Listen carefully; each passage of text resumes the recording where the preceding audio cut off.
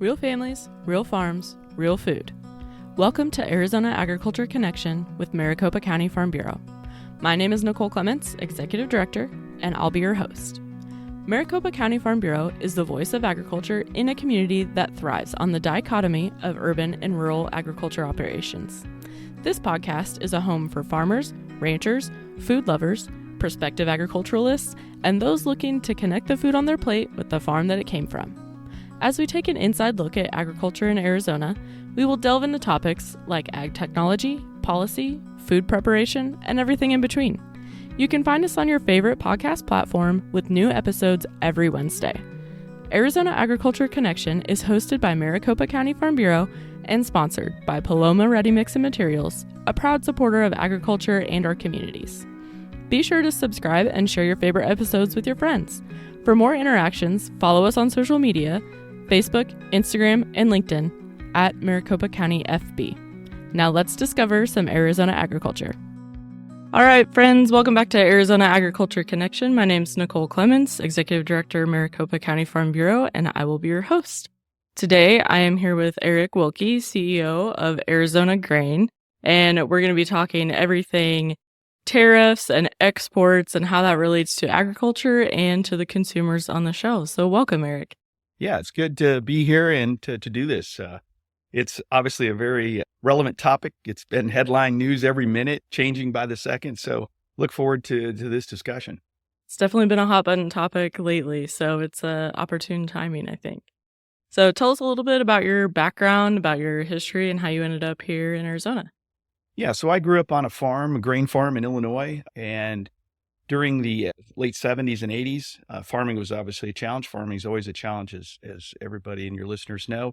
I went to the University of Illinois, came out of that experience with the desire to farm with my family. However, 21% interest rates made that really practically impossible.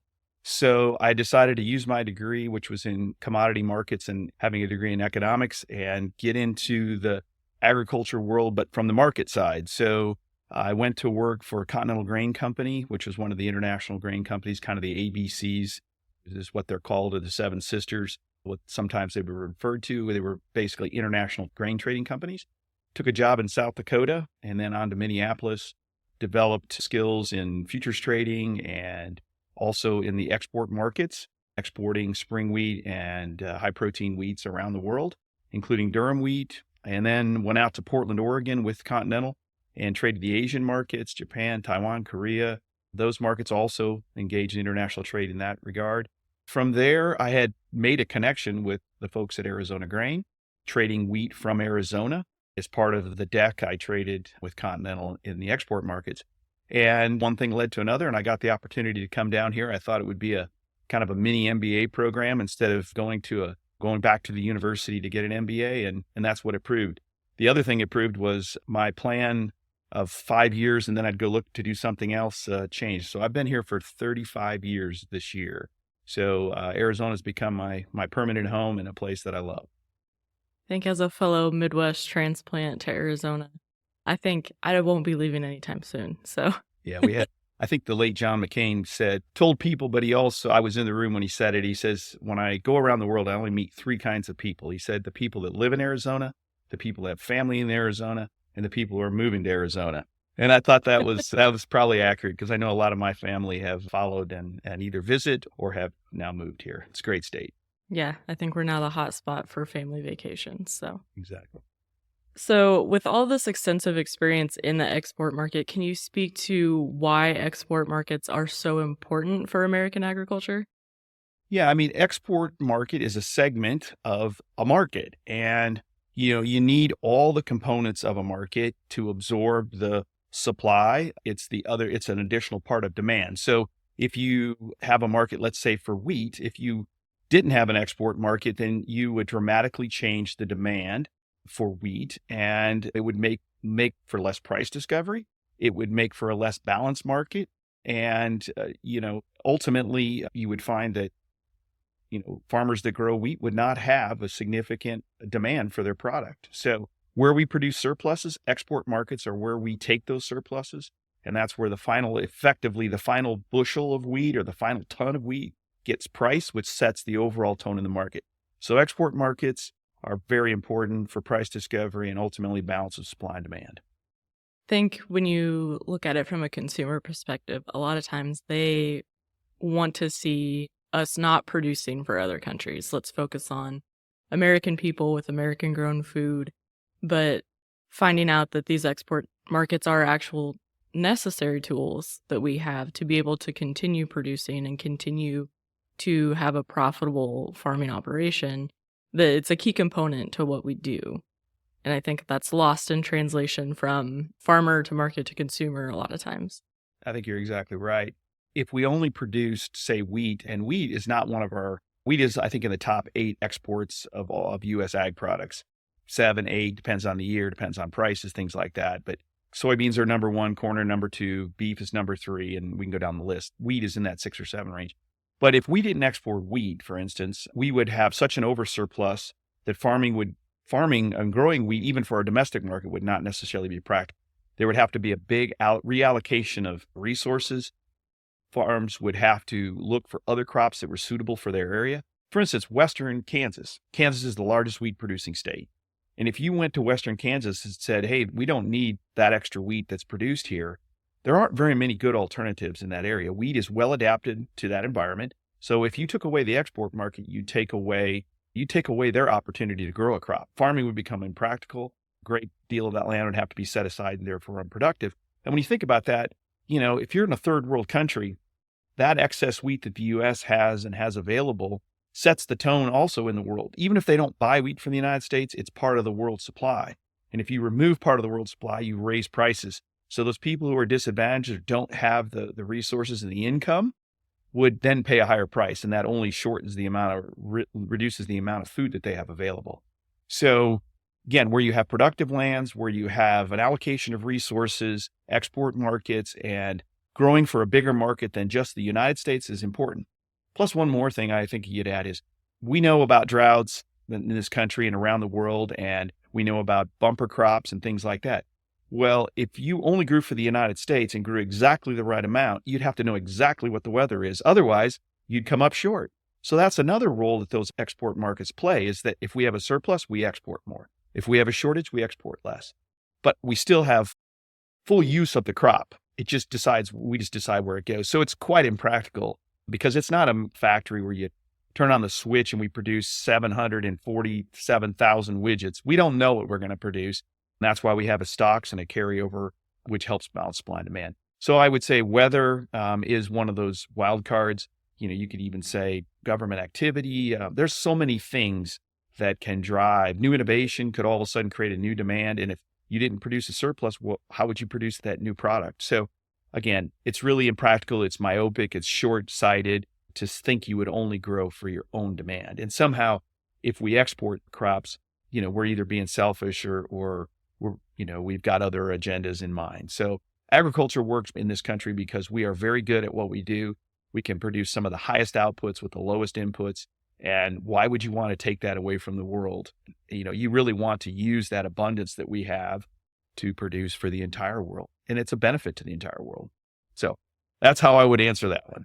I think it's seen a lot of media activity, specifically in Arizona, with alfalfa. People want to know, why are we exporting alfalfa? And the reality is that we're only exporting a minute amount of the alfalfa that's grown in Arizona. One of our larger export items is actually wheat, and which is a lot of what you work with. And it actually, I think a lot of people don't know, goes to Italy, and they love Arizona durum wheat to make pasta. That's right. It ebbs and flows from year to year. Arizona has this perfect environment, and that's one of the reasons that wheat farming is successful here. If you grow a durum crop, and that's the wheat that's used to make pasta, if you grow it in North Dakota and Montana, the two major production states for durum wheat, again, we talked about droughts and abundance and surpluses. The crop can vary as much as 50% on a yield basis. Could be as low as 20 bushels to the acre, as high as 45 bushels to the acre. On 1 million acres, that's a lot of variance, right? One thing about the Arizona production is that because our environment is so steady, we have, 300 plus days of sunshine, very predictable weather. Our farming is performed by irrigation instead of just reliant on specific period of wet weather and so forth. So We have very programmed. Also, because of our environment, we have very low disease pressure. So every acre we plant, virtually we harvest. If you're in North Dakota or Montana, you might have a 30% abandonment rate. And so one of our advantages are, again, very predictable production, very high quality. And then the kind of the unique thing we do in Arizona and the Imperial Valley of California, they're part of the same environment and so forth, is that we have developed, we as private plant breeding companies, also as public university breeding programs, we've developed specialized varieties that are suitable for the desert environment. So to maximize our environment, maximize the quality of the product that we sell. So it is the niche for this Southwest here to produce a durum crop that's prized for its high quality around the world. I think that was kind of leading into one of my next questions. So, corn, soybeans, and wheat are overall our country's largest 3 exports. Many people would say that we shouldn't be growing any of those 3 things in Arizona because of the climate. But as you stated, it's opportune for us because we can dial it in, right? So we can determine exactly how much water we're putting on this crop. We can be more precise and efficient with our inputs on these crops, and therefore we have more stable output coming from those acres. So those are kind of the benefits that we have in the growing season that we have. And then, you can't beat 350 days of sunshine out of the year. Good for people, good for crops. Yeah. So one of the things about, this challenge about why do we grow these crops and should we be growing these crops? Cotton. Should we grow cotton? Should we grow wheat? Should we grow alfalfa? Should we grow corn? I mean, Arizona actually has a very wide range of crops that are adopted to our environment. That gives us some resilience in the sense that if there's a good market for wheat or a good market for alfalfa, we do have some flexibility. But I would argue that maybe the way to look at this is that we are an ecosystem. In other words, we have a dairy industry, we have a cattle feeding industry, we have export markets, we have a vegetable market. Yuma, Arizona becomes the salad bowl of the United States, of North America for about 3 months of the year, right? Well, if you didn't have wheat production or a cereal grain crop, but wheat is the highest value one, so that's the one we use, it would make it a challenge to grow those abundant vegetables that we get out of the Yuma area. Because each of those crops, those vegetable crops, they need a rotation. In other words, placing vegetables on soil year in, year out, year in, year out, there's troubles with cross-contaminations of varieties and different things. You need to add material to the soil. Wheat crops do a wonderful job of that. It has one of the most extensive root systems. So if you're going to add back to the soil, wheat is an excellent crop in an area where you're growing vegetables. Because if you think about it, in lots of cases, vegetables, you take a lot of the material off the field, like with other crops, but you don't put as much organic material back into the field. Wheat is a great and excellent way to do that. So if you say, I need a vegetable industry and we all can get behind that, then you should also understand that while it doesn't seem at one level that wheat is a practical crop to grow in Arizona, it's a necessary crop to grow in Arizona. And I think that's the thing we sometimes forget about. The other thing about is that if we have rotations, because in Arizona, we're growing a crop on these fields throughout the state almost there is a crop growing every month of the year. Some crops, so we overlay our seasons and we're using that land very productively all year long. And I think that's, again, one of our strengths, but we also we're growing crops that, yes, you could go buy somewhere else and transport. But when you think about what are the impacts on the environment, is it really a net better benefit to grow corn here, to feed to your dairy cows to produce milk or cheese or yogurt versus transporting it from the Midwest? You can argue it's really a balance of both. And I think that's the answer of why what appears to be crops that maybe don't seem to fit really fit if you understand the ecosystem that we operate in. I think Arizona's agricultural landscape is so robust and people don't necessarily see it because you're driving down the highway. You get a half a second glance at the farm on the side of the road or the dairy or what have you. You don't get that full picture of why we have we have over, I think, 280 commodities that come out of Arizona. And so how do we have those and why do we have those? Well, agriculture's been a part of Arizona's history forever. And if we continue, to want to feed the population that's here, we have to continue growing it here. Arizona doesn't want to become an importer of all of our food goods because then at that point, I don't know that we would be able to support a population that wouldn't afford to live here. Yeah, I mean, some of the crops are necessary for the local production. Fluid milk, I think, is a good example. It's very expensive to move water or to move fluids, right? They're heavy. They're a commodity. In the case of commodity would be quotes around milk. For instance, milk from Wisconsin and milk in Arizona ultimately have the same makeup, right? But it's very, very expensive to move milk from production areas to consumption areas. We have 7 million plus people in Arizona. We need a fluid milk supply. So you're going to have dairy cows here. And if you're going to have dairy cows here, you're going to need alfalfa here, and you're going to need forages here. And so that's to your point. I think if we want to live here, we need some of those things. But the natural progression in Arizona will ultimately be that we will use our land and our resources, our water, for higher and higher value usage. Arizona's had a very strong water plan, really, for 100 years. It's evolved. It's become a hot button issue. It's always being argued about. I mean, the old, water's for fighting and whiskey's for drinking or whatever, however it goes, the quote. But that's true. And we see a lot of headlines about water. I get asked a lot about, are you guys out of water in Arizona? No, we're not out of water. We actually have a fairly abundant supply. It's where it is, how it's being used, that is the challenge. Farming was always the low value user. And as water prices have risen, which is part of the natural progression as we build cities and industries and where we use that water, then agriculture would have to pay a higher price or get more efficient. And a good example, I think when I came here in 1991, a wheat crop took over 3.5 acre feet. And so that's 3.5 feet of water over 1 acre to grow a wheat crop, 4 acres to 4.5 acres to grow a cotton crop. Today, we do it for much less than that. And it varies by area and style of irrigation and whether your fields are perfectly level or not level, whether you use drip systems or you use flood irrigation or pivot irrigation, all the types. They do vary a little bit, but our water usage has dropped dramatically. Why is that? Because it's a valuable resource that farmers have to pay for. And as that price has gone up, they've become more and more efficient and better at using it. Whether it's the crops they grow, those have been improved, or they've moved to more drought-tolerant crops, things like that.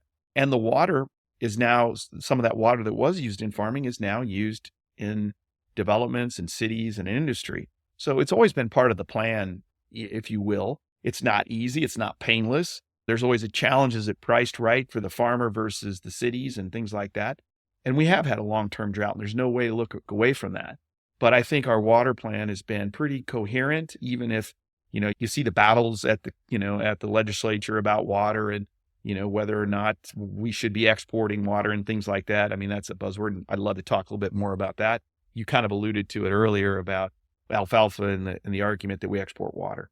But again, water is a valuable resource. It's being allocated by the markets really very efficiently, even though we see the tug and pull of legislative action and gubernatorial, decisions about water.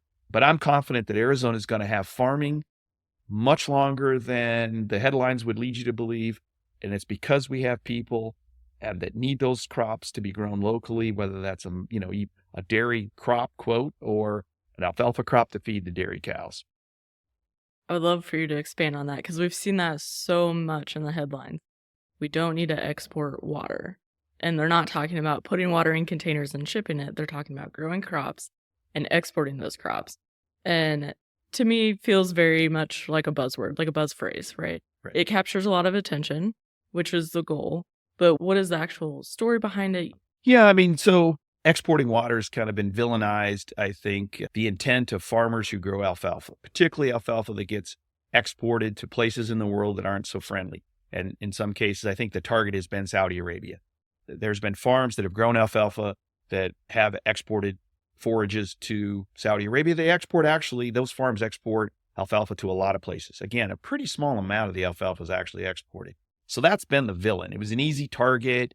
It was a way to go after because, sometimes the Saudi government or certain members of the Saudi royal family haven't been friendly to the United States, or we're not in sync with them. But the reality is when we talk about exporting water, we export water with every crop we grow, whether it's lemons, whether it's pistachios, whether it's vegetables from Yuma going to New York City in the winter. I mean, New York's got a surplus of water. Why do they need? There's a bigger picture there. But we are using a valuable resource to grow a valuable crop to address a valuable market. And again, it's really, we export our sunshine. Does anybody complain that we export our sunshine? We grow these crops here because we have this abundance of sunshine. But because you don't have to pay for that asset, there seems to be an unlimited amount of it, then we don't argue about that. But every crop, if it's a seed in the ground, it uses water, and in some form, it's exported. Yes, there's consumption here, but again, as I talked about, vegetables or alfalfa or durum wheat or corn or even dairy products. Even if you milk a cow in Arizona, the water that went to sustain that cow or to feed that cow that produced the crop to feed the cow, that dry milk's going in an export market. So did we export water that way? I think so, if you want to follow the logic of we're exporting water. So I think that's just kind of, it's an easy target. It's a buzzword people don't really think through, or it's easy to be, to just overlook it. I won't say they don't think through it, but they just overlook it because they're maybe not aware of how those resources are used. And because we have a finite supply of water in Arizona, it becomes very political or very easy to use as a political tool. But ultimately, we're very good stewards at how we use our water. Yes, agreed. So let's maybe switch gears a little bit and get to a current hot topic. So tariffs, which have been on every news headline that I've seen over the last several weeks. So first of all, what is a tariff? A tariff is a tax on imported or exported goods, right? So what impact will these potential tariffs that we're looking at with Canada and Mexico have on our farmers? Yeah, I mean, we've all been looking at the lists or trying to find the lists of products and find out what are the tariffs we're going to place on imports of products from other countries. How does that change the supply and demand of the crops that are important to Arizona? One, we're searching for the answers, and we know that, in 5 minutes, it can all change, as we found out really yesterday between Mexico agreeing to certain things that the administration wanted to do in Canada, then following suit a little bit later and agreeing to address some of the concerns. And so the tariffs may be off for a minute, but tariffs, yes, are a tax. And, who pays them is also an interesting question, because it's not all, I want to argue there's maybe 3 places they can be paid, or a combination, of course. And that is the consumer here in the United States. If there's a tariff placed on a Canadian import into the U.S., whether it be oil, whether it be wheat, whether it's other products that Canada, wood, lumber that Canada may have a surplus, right? So it depends. If there's an alternative supply of equal value before the tariff goes on, and a tariff starts, let's say, on Canadian lumber, then the buyers and the consumers in the U.S. would not necessarily have to pay more, because they could go to the local supply. They could go to a U.S. supply for lumber, all right? So in that case, then, to be competitive, the Canadian lumber mill would have to absorb the tariff. So that's a case where the tariff gets absorbed on the exporter, in this case, the Canadian lumber company. Now, if there isn't an alternative source that's viable, let's say on that Canadian lumber, then the builders and ultimately the buyers of homes who are using that lumber will pay for it in their price of the home that they have built, because they've got to pay for that extra cost on that lumber. Okay. If that's the case, if there wasn't another alternative or a surplus here in the United States from another source. And then there's a combination, maybe, is that over time, in the short run, you can't create another source. You can't import lumber from another part of the world that doesn't have a tariff.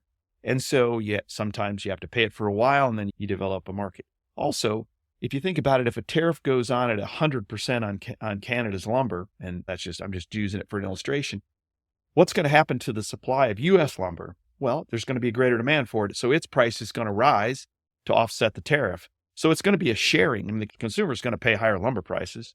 So tariffs aren't always clear who gets to pay them. And it really is, it's dynamic. You don't know, you might be able to tell today what the first impact is going to be, but over time, the markets are very efficient at finding alternatives and leveling that price field so that the tariff may be shared, the tariff may be pushed back to the seller, or the tariff may be absorbed by the buyer. And I think that's the disruptive part. Sometimes when if the United States would put a tariff on Canada and Canada would retaliate, let's say, on certain products, we may get a benefit, though. I'm trying to think of an example where wheat would be a good example. Canada right now exports quite a bit of durum wheat into the U.S. for pasta production. Canada is one of the largest durum producers in the world, right? Which is, again, over 1 million tons of Canadian durum comes into the United States. So if the United States placed a tariff on Canada's imports coming in with durum, that's going to raise the price for durum from the U.S. producer. So there's a benefit there. The Arizona farmer, the North Dakota farmer, the Montana farmer should see greater demand for their product because the mills can't buy Canadian or would see the prices rise. So again, very dynamic. I think there's going to be winners and losers in this tariff. If we go to tariffs as the final result of the changes that this administration wants to see on the border relative to immigration and fentanyl and some other things, there's going to be winners and losers in this. And our job is to figure out how, we can keep markets fluid, keep the supply chain intact, look for alternative supplies and respond to these tariffs.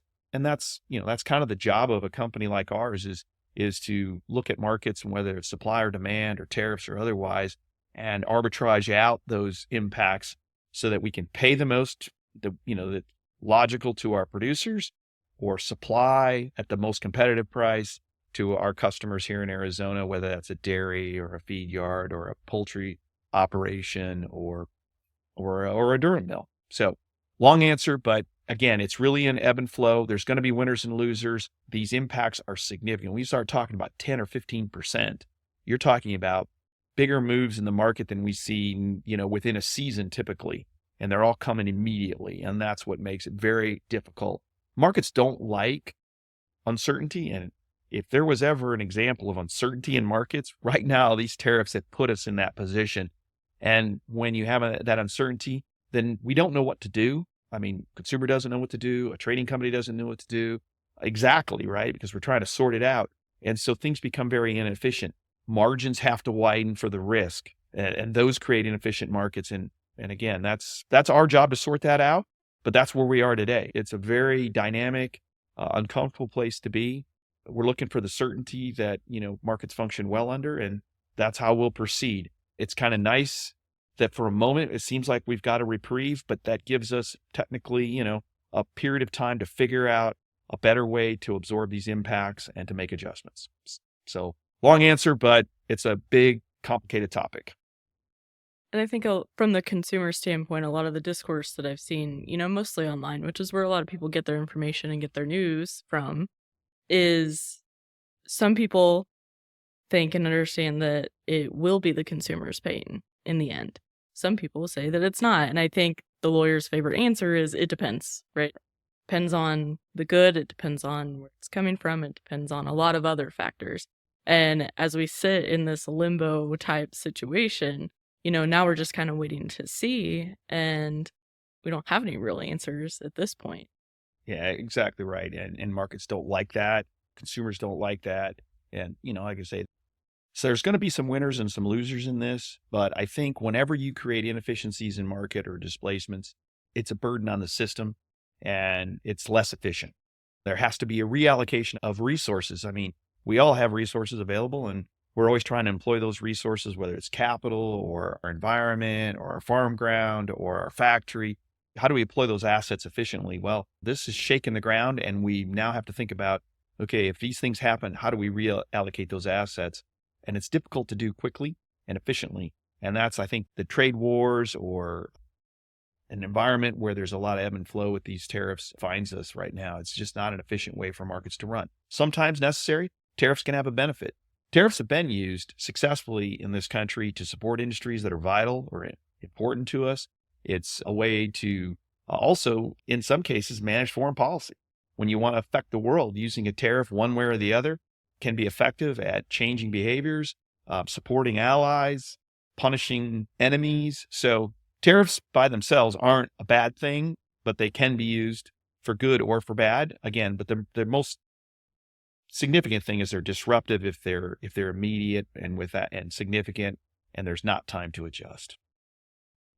I think that kind of circles back to the reason that we do exports at all in the first place, right? So I can't remember where I heard it, but somebody said, food security is national security. And while we're growing the foods to sustain our country, we're also sustaining our place globally, which, like it or not, is important. And agriculture plays a big part of that. So for me as an agriculturalist, farmer at heart these days, but, I'm proud that we're able to provide that. And I think we do a good job of providing for Americans and Arizonans and their food supply, but we can also, lend a hand when it's needed elsewhere. Absolutely. I mean, post-World War II, the food supply that the U.S. was able to send to Europe, their systems had all been destroyed and really damaged until they could get themselves back up and become productive. Our food surpluses were a huge world benefit, and it allowed us to have a different influence in the world.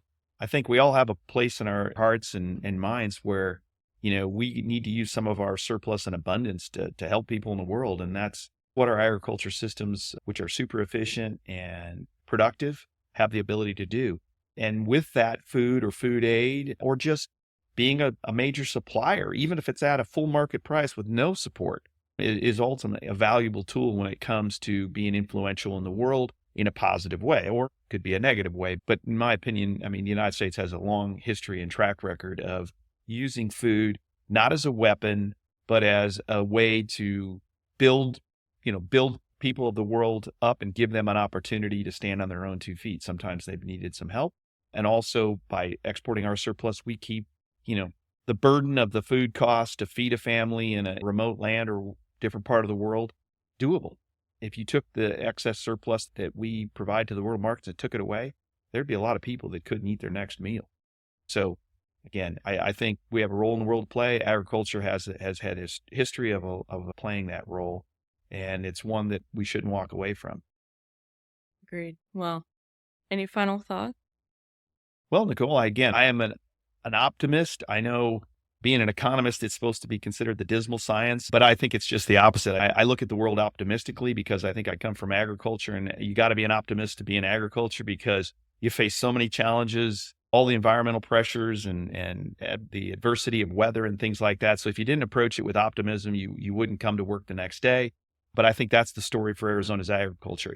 I am bullish on Arizona agriculture. If you really understand what it is and how resilient it is and how widespread it is, even though we don't see it from our highways and roads, a lot of cases. You alluded to that earlier. I know how many of my friends from the Midwest or from other parts of U.S. agriculture come as winter visitors, drive between Phoenix and Tucson and go, where is agriculture? It's not necessarily along the main arteries and highways, but as we know, living in rural communities, agriculture is everywhere, and it's a vital part of this state, and it will be a long time in the future. So again, I embrace people that sometimes think agriculture doesn't fit in Arizona or it doesn't have a future. I'd say get in your car and drive out and go meet a farmer and talk to him. I think you'll find that there is a lot of optimism out there. And I'm just been grateful to have had a career as being part of Arizona's agriculture community. Very well put. So thank you today for your conversation. This information was outstanding, so I appreciate that. Thanks for the opportunity. Thank you. So catch us next week on Arizona Agriculture Connection for the Maricopa County Farm Bureau Ag Report. Thank you for tuning in today, and remember, Farm Bureau has a place for you. Be sure to subscribe, leave a review, and share this episode with your friends on socials. You can also visit our website, maricopacountyfb.org, for more information and to submit a topic you want to learn about. Remember to tune in every Wednesday wherever you listen to podcasts. A huge thank you to Paloma Ready Mixing Materials for supporting our agriculture producers and this podcast. Maricopa County Farm Bureau, bringing you the stories of real families, real farms, and real food. I'm Nicole Clements, signing off. Catch you next week.